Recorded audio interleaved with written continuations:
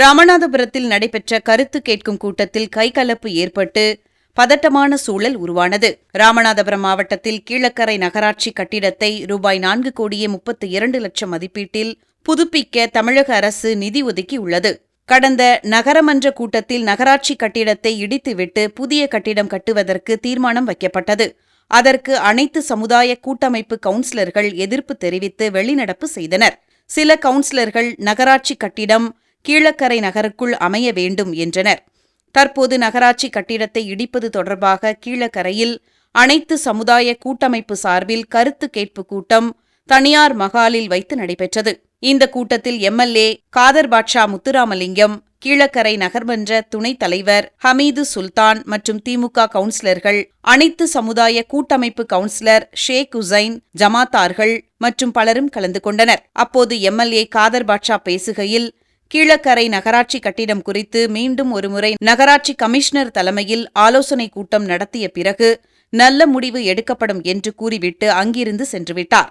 இதனை அடுத்து நகர்மன்ற துணைத் தலைவர் மற்றும் கருத்து கேட்பு கூட்டத்தில் கலந்து கொண்ட திமுகவினர் இரு தரப்பினருக்கிடையே வாக்குவாதம் ஏற்பட்டது. அப்போது அந்த கூட்டத்தில் கலந்து கொண்ட கிரவுன் ஹுசைன் என்பவருக்கும் திமுக நகர்மன்ற துணைத் தலைவருக்கும் வாக்குவாதம் ஏற்பட்டு கைகலப்பாக மாறியது. தகவல் அறிந்த கீழக்கரை காவல் ஆய்வாளர் பத்மநாதன் காவல்துறையினருடன் சம்பவ இடத்திற்கு விரைந்து சென்று அனைத்து தரப்பு மக்களையும் சமாதானப்படுத்தி அனுப்பி வைத்தனர். கருத்து கணிப்பு கூட்டத்தில் கலந்து கொண்டவர்களை தாக்கியதாக நகர்மன்ற துணைத் தலைவருக்கு எதிராக கோஷங்கள் எழுப்பப்பட்டதால் திடீர் பரபரப்பு ஏற்பட்டது.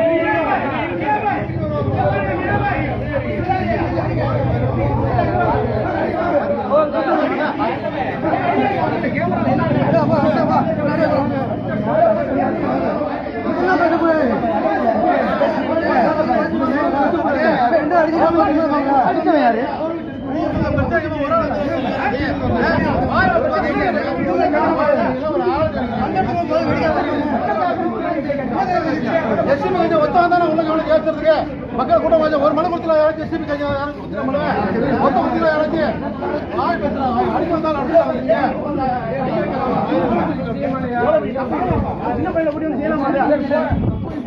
இல்ல சார், உள்ள உட்கார்ந்து ப்ரோகிராம்ல உட்கார்ந்து பேசி முடிஞ்சு எல்லாம் முடிஞ்சு அவங்க பெரிய ஆள் உட்கார்ந்து பேசி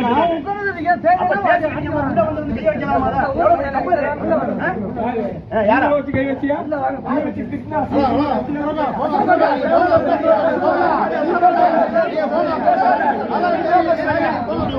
உள்ள